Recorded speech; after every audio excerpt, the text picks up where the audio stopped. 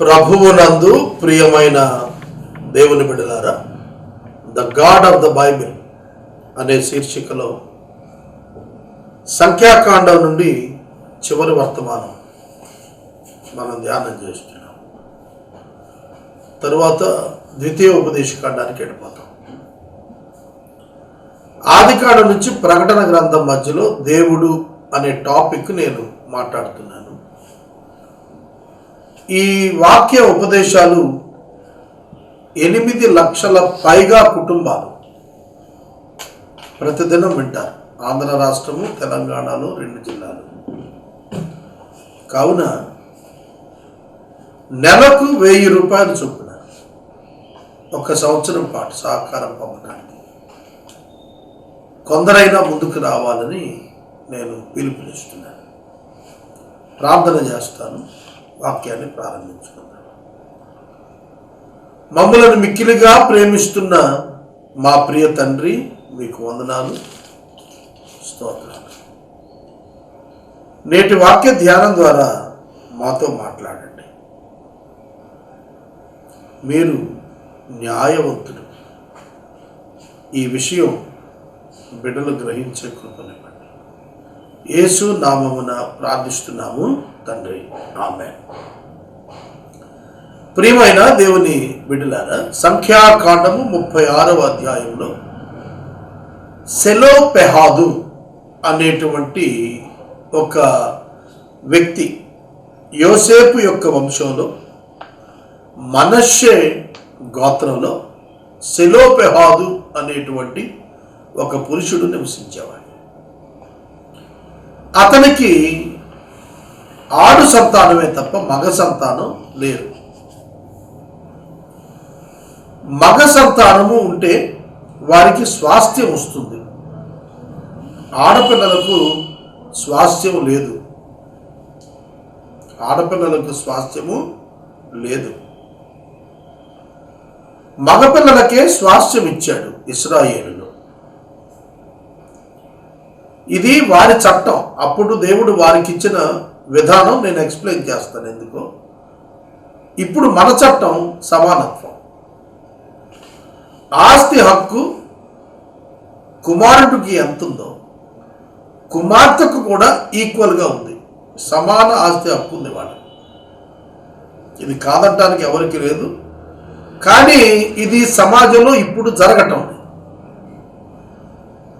దాన్ని పట్టించుకోవాలని అడిగే దిక్కు లేదు.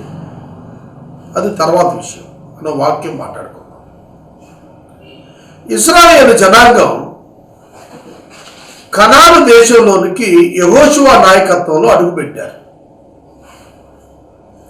6 లక్షల కాల్బలం 12 గోత్రాల ప్రజలు, లేవీయులను వినాయించగా 12 గోత్రాల ప్రజలు. All are equal in the sight of God. దేవుని దృష్టిలో 12 గోత్రాలు సమానమే. ఒక్కొక్క గోత్రానికి ఒక్కొక్క భూభాగం, దాని యందు గ్రామాలు స్వాధీనం చేసి మీ కుటుంబాల్లో వంతుల వారీగా, వంశాల వారీగా, కుటుంబాల వారీగా స్థలాలు పంచుకోండి. ఒక్కొక్కరికి ఒక్కొక్క స్థల కేటాయింపు జరగాలి. అది వారికి స్వాస్థ్యం అని చెప్పారు. ఇప్పటికీ గిరిజన ప్రాంతాల్లో మనం ఇప్పుడున్న కాన్స్టిట్యూషన్ ప్రకారంగా కూడా గిరిజన భూములు గిరిజనులే కొనుక్కోవాలి చట్టం ఉంది. ఆ చట్టం లేకపోతే గిరిజనుల పొలాలు కూడా, స్థలాలు కూడా ఈ పాటికి ధనవంతులు కొనేసి వాళ్ళను మరింత దారిద్ర్యంలో పెట్టేవాడిని. ఉదాహరణకి ఒక గ్రామం ఉందనుకోండి. ఆ గ్రామంలో ఉన్నటువంటి వనరులు ఈక్వల్గా షేర్ చేసుకుంటారు. ఉదాహరణకి చింత చెట్లు ఒక 100 ఉన్నాయనుకోండి. ఆ చింత చెట్ల యొక్క చింతపండు నుండి వచ్చిన ఆదాయం కుటుంబాల రేషియోలో, మెంబర్స్ రేషియోలో దాన్ని ఈక్వల్గా పంచుకుంటారు. ఇప్పటికీ అది సమాజంలో జరుగుతాం. కొన్ని బ్యాక్వర్డ్ కమ్యూనిటీస్ ఉన్న ప్రాంతాల్లో కొన్ని చెరువులు, చేపల చెరువులు, అవి సొసైటీ భూములు అంటారు. సొసైటీ చేపల చెరువులు అంటే కామన్ ల్యాండ్లో గ్రామం అంతా కలిపి కల్టివేట్ చేశారు. దాన్ని కూడా ఆ సొసైటీ వాళ్ళు పంచుకుంటారు. కొన్ని చోట్ల, కొన్ని సందర్భాల్లో గ్రామాల్లో రీచెస్, శాండ్ రీచెస్, ఇసుక రీచెస్ గ్రామంలో సొసైటీలకు అప్పచెప్పేవాడు. ఆ గ్రామ సొసైటీలో పాట పాడుకున్నవాడు సొసైటీకి ఇంత అమౌంట్ అని కట్టాలి. దాన్ని తీసుకొచ్చి సొసైటీ మెంబర్స్ అందరికీ కూడా ఈక్వల్గా పంచామట. అలాగే కొన్నేరు చేపలు ఆ సొసైటీకి కట్టాలి, దానిలో పాడుకున్నవాడు. ఇది ఈ సిస్టమ్ అంతా ఎక్కడి నుంచి వచ్చింది అనుకుంటున్నారు? అలనాడు ధర్మశాస్త్రంలోనే వ్రాసింది, మోషే కాలంలో.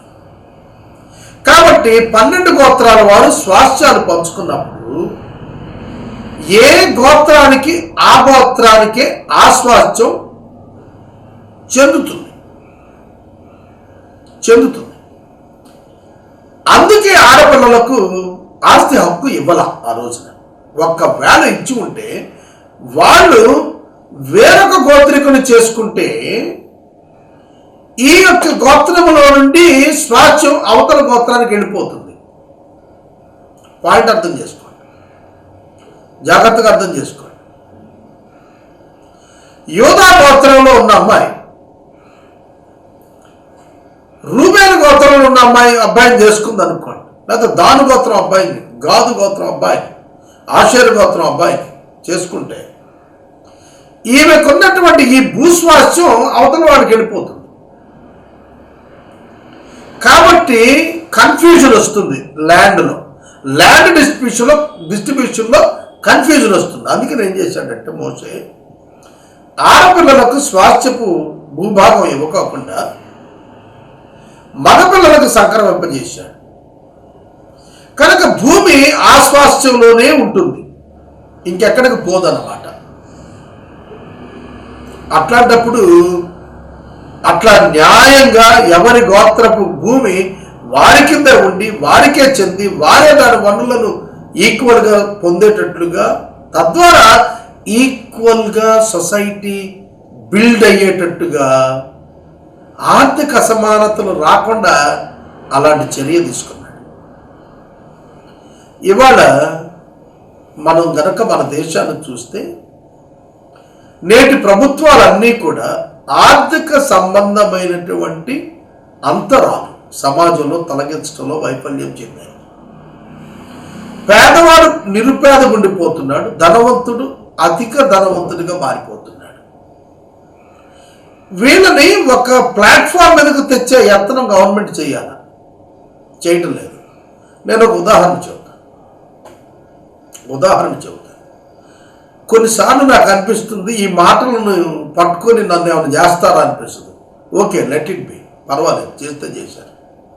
ఒక ఉదాహరణ చెప్తాను, జాగ్రత్తగా. ఒక కార్పొరేట్ హాస్పిటల్ ఉందనుకోండి, దాన్ని స్థాపించడానికి వైద్యుడు అక్కర్లేదు.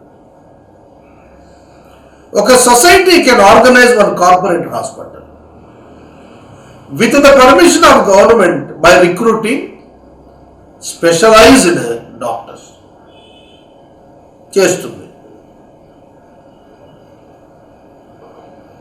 బాగా విద్యావంతుడై వైద్యం చేసేవాడిని, నిపుణత కలిగి ధనం కలిగిన వాడు హైర్కి తీసుకుని దాన్ని రన్ చేస్తాడు. వైద్యులకు వచ్చేది తక్కువ, ఆర్గనైజర్కి వచ్చేది ఎక్కువ అయిపోతుంది. ఇలా ఎప్పుడైతే ఒక ఆర్థికపరమైనటువంటి డిస్పారిటీ సొసైటీలో బిల్డ్ అవుతూ వెళుతుందో, అలా ప్రతి గ్రూపులో ప్రతి చోట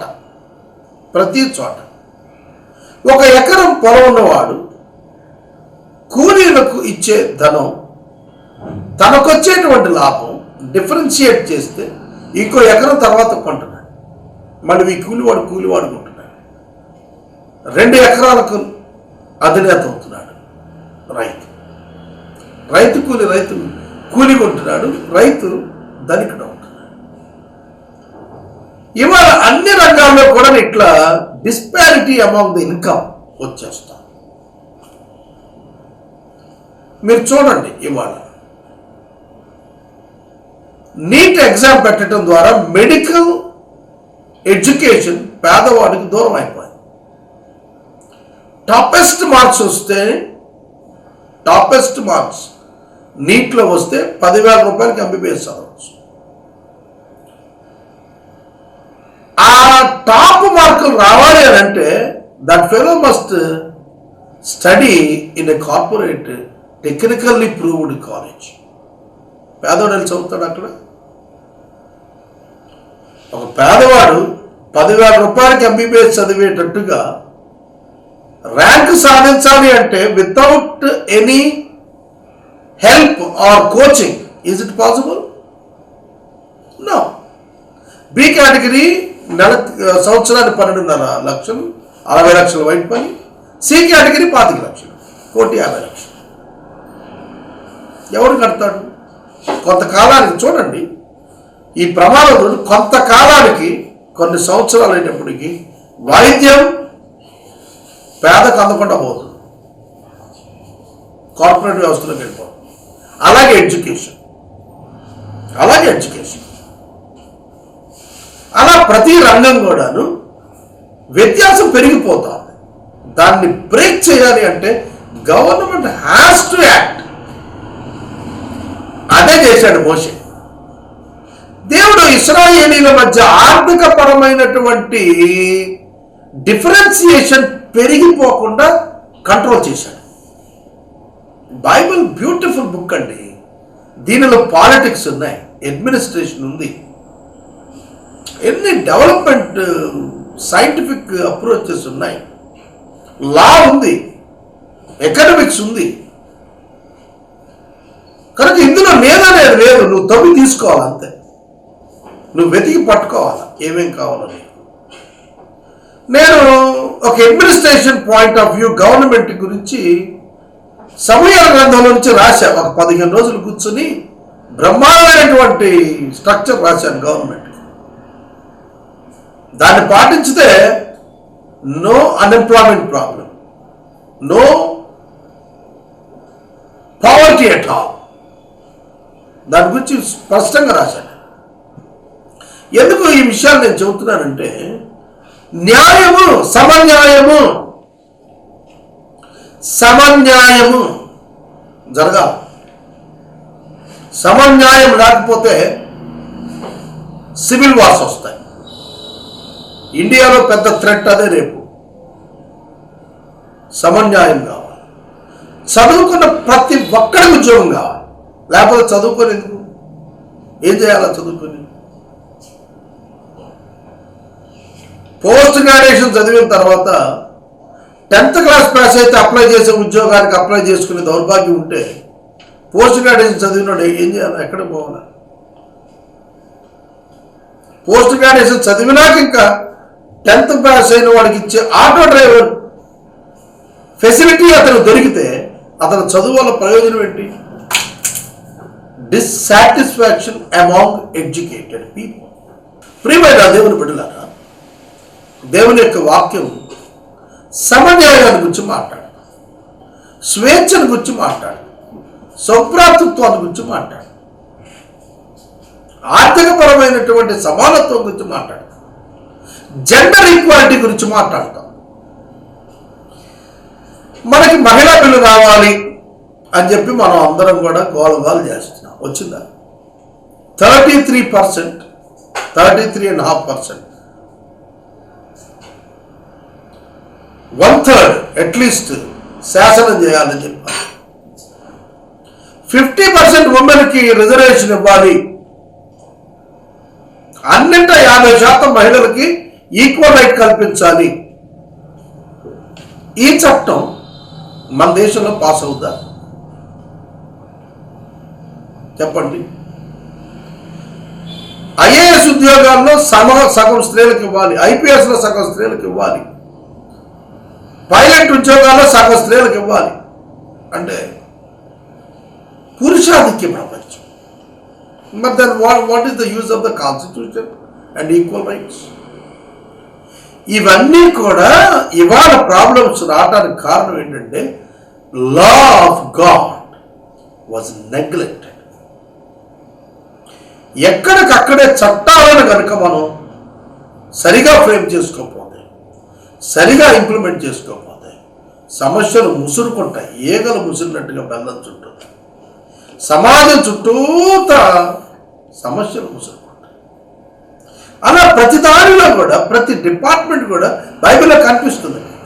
అగ్రికల్చరల్ ఉంది, శానిటేషన్ ఉంది, ఇండస్ట్రీస్ ఉన్నాయి, ట్రాన్స్పోర్టేషన్ ఉంది. Bible touches everything. ఇది ప్రతి ఒక్కరు తెలుసుకోవాలి. సెలోపెహాదు దగ్గరకు వద్దాం. మళ్ళా సెలోపెహాదు కుమార్తెలు ఉన్నారు, కుమారులు లేరు. కుమార్తెలకు స్వాస్థ్యాలు ఇస్తే వాళ్ళు వేరే గోత్రాల వాళ్ళు పెళ్లి చేసుకుంటే మా భూభాగం తగ్గిపోతుంది కదా. రైట్ ఆర్గ్యుమెంటే అది. అందుకనే యోసేపు యొక్క కుమారులో, మనుష్య యొక్క వంశంలో, మాకీరు యొక్క పుత్రుల్లో వాళ్ళు వచ్చి మోషే దగ్గరికి వచ్చి, దేవుడు మీకు ఇలా చెప్పాడు అని చెప్పి మీరు మాకు చెప్పారు, మరి మా భూభాగం తగ్గిపోతుంది కదా, ఏం చేయమంటారు అని. ఎట్లా చెప్పాడు దేవుడు? మీకు ఈక్వాలిటీ కదా మీరు చెప్పింది. మా గోత్రానికి చెందిన భూమి సెలోపెహాదు కుమార్తెలకు ఈక్వల్ రైట్ ఇవ్వటం ద్వారా వేరే గోత్రాలకు తరలి వెళ్ళిపోతుంది కదా. సెలోపెహాదులకు కుమార్తెలు ఉన్నారు కదా. ఈ కుమార్తెలు Mahlah, Tirzah, Hoglah, Milcah, Noah. వీళ్ళ ఐదుగురు కూడా 5 భూభాగాలు తీసుకొని కనుక వెళితే వాళ్ళు ఇతర గోత్రాలు చేసుకుంటే ఎక్కడ సమన్యాయం నిలుస్తుంది? మాకు రేపు మా స్వాస్థ్యాలు తగ్గిపోయి అవతల వాళ్ళ స్వాస్థ్యాలు పెరిగిపోతాయి కదా.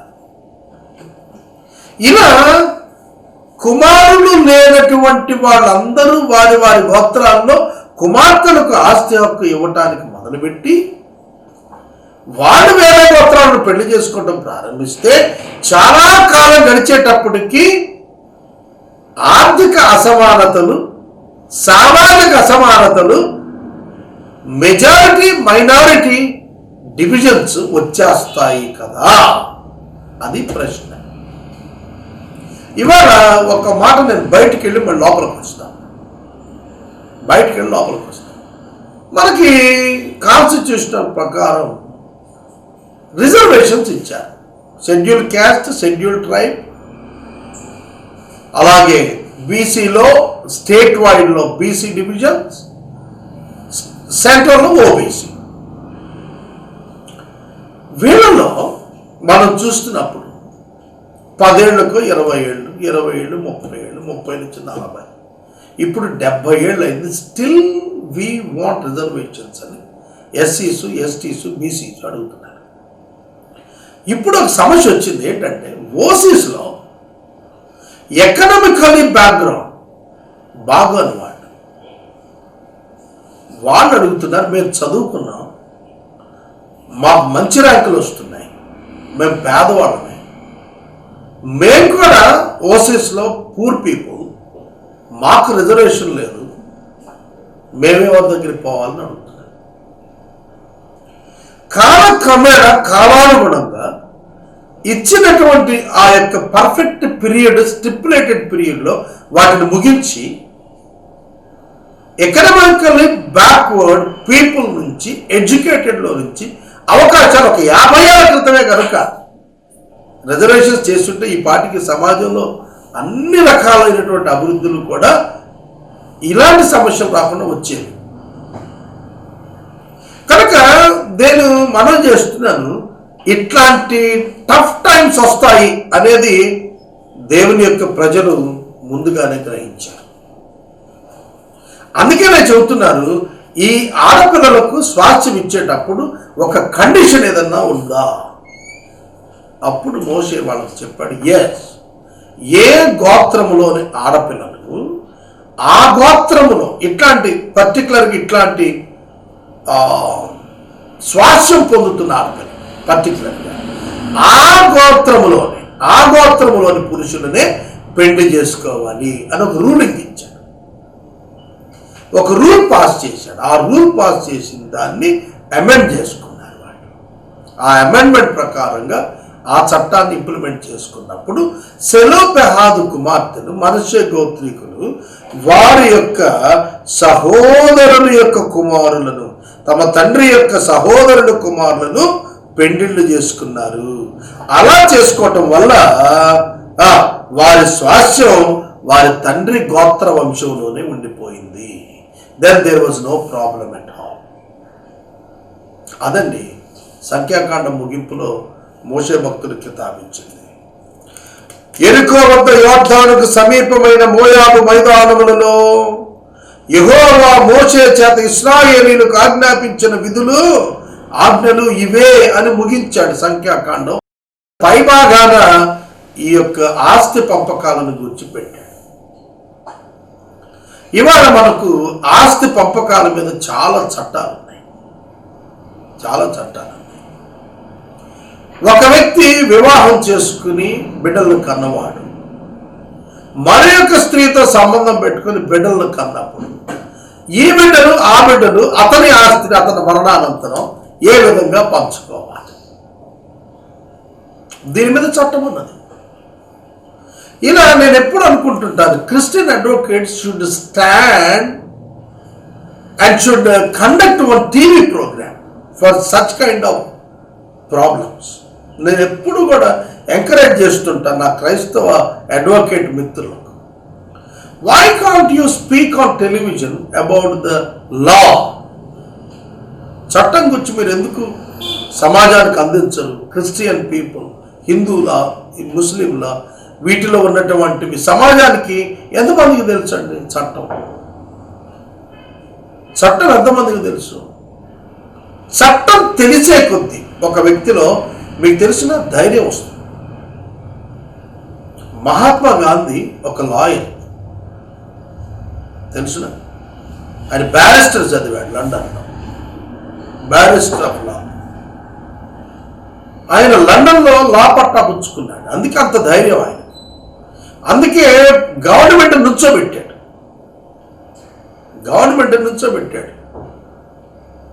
వాళ్ళ రైటింగ్స్ వేరండి, వాళ్ళ థాట్ లెవెల్ వేరు, వాళ్ళ సమాజాన్ని ప్రశ్నించేది వేరండి. That is the responsibility of a Christian advocate. కనుక సమాజం ఎలా ఉండాలి, సమాజంలో ఎలా జీవించాలి, సమాజంలో ఉపాధ్యాయుడిగా క్రైస్తవుడిగా నువ్వు ఎలా మార్పు తేవాలి, you should fight for the welfare of the society in this generation. ఈ తరంలో మనం సమాజం కోసం పోరాడి మేలు చేయాలి. నాకు ఒక ప్రియమైన సహోదరుడు ఉన్నారు. ఆయన సమాచార శాఖలో చాలా పెద్ద రాష్ట్రంలోనే ఒక గొప్ప డైరెక్టర్ చేశారు. ఆయనకి రచనలు అలవాటు. ఒక generation Christian community teaching profession నుంచి బయటకు వచ్చేటప్పటికి జరిగిన నష్టం గురించి ఆయన వ్యాసం రాశాడు, అద్భుతమైన వ్యాసం రాశాడు. ఇంకో జనరేషన్ కూడా ఎడ్యుకేషన్ డిపార్ట్మెంట్లో ఉండుంటే కమ్యూనిటీ యొక్క ఎడ్యుకేషన్ సిస్టమ్ బాగుండేదని చెప్పి రాసుకొచ్చారు. ఎందుకంటే ఒక క్రిస్టియన్ టీచర్గా నీ రెస్పాన్సిబిలిటీ, ఒక క్రిస్టియన్ అడ్వకేట్గా నీ రెస్పాన్సిబిలిటీ, ఒక క్రిస్టియన్ పోలీస్ ఆఫీసర్గా నీ responsibility. It's a different role in society. It's a different role. If a police officer stands in the society as a real Christian, he can show the great difference in the society and the department. ఒక వైద్యుడు నిజంగా నిలబడితే, ఒక industrialist నిజంగా నిలబడితే, ఒక scientist నిజంగా నిలబడితే, God can do great things through his people in this generation. సెలోపెహాదు దగ్గర ఏ విధంగా మాకీరు యొక్క కుమారులు వచ్చి కంప్లైంట్ ఇచ్చి నిలబడ్డారు. They complaint before Moses, they never kept quiet. Why? ఇవాళ మనం కంప్లైంట్ అయ్యాం. ఇవాళ మనం ఒక సమస్యను తీసుకొని దాన్ని తొలగించడానికి అన్నట్టు కృషి చేయం. ఇది మన దౌర్భాగ్యం. మన దేశం ఎవరు పట్టించుకుంటారండి అంటారు. ఎవరు పట్టించుకోవటం ఏంటండి? కొందరు ఏమంటారంటే దేవుడే చూసుకుంటాడండి, మనకెందుకంట. నేనే మిమ్మల్ని రాజకీయాల్లో రమ్మంటలేదు, లేదంటే మిమ్మల్ని రోడ్డు ఎక్కేసేసి అంటలేదు. మీ జీవిత వృత్తి విధానం మానుకోండి, డిసిప్లిన్ బాగొట్టుకొని అంటలేదు. You at least mind these things, at least in your life. నీ జీవితంలో కనీసం వీటిని మైండ్ చేయి, వీటిని మైండ్ చేయి. ఒక క్రిస్టియన్ ఎంప్లాయీగా you should show the difference. ఒక క్రిస్టియన్ బిలీవర్గా you should show the difference. ఆ కట్నాలు మానేయండి, ఆ లంచాలు మానేయండి, ఆ దోపిడీలు మానేయండి. ఎవరైతే అట్లాంటి వాటిలో ఉన్నారో వాళ్ళకి చెప్పండి, ఉందని చెప్పండి. You should make our country proud. కనుక ఆ రోజున దేశం బాగుపడిందంటే, ఇజ్రాయెల్ దేశం శానిటేషన్ బాగుందంటే, లా అండ్ ఆర్డర్ బాగుంది అని అంటే, మీరు తీయండి, హిస్టరీ తీయండి. ఇజ్రాయెల్ కంట్రీలో రేప్స్ ఉన్నాయేమో చూడండి. ప్రార్థన చేస్తాం. God is the real judge and the people of God must love the justice. ప్రార్థన. మమ్మల్ని మీ చేతులకు అప్పగించుకుంటూ ప్రార్థిస్తున్నాం. పరిశుద్ధుడా, కృతజ్ఞతలు. మా ముందు సమాజం అప్గ్రేడ్ అవడానికి, బ్యూటిఫుల్ ఎథిక్స్లోకి రావడానికి సహాయం చేయండి. క్రైస్తవులుగా మా పాత్ర మా దేశం కోసం నిర్వర్తించడానికి సహాయం చేయండి. యేసు నామమును ప్రార్థిస్తున్నాము తండ్రి, ఆమేన్. తండ్రి అయిన దేవుని ప్రేమ, కుమారుడి యేసయ్య కృప, పరిశుద్ధాత్మని అన్యోన్య సహవాసం సదా మనకు తోడై ఉండును గాక. ఆమేన్.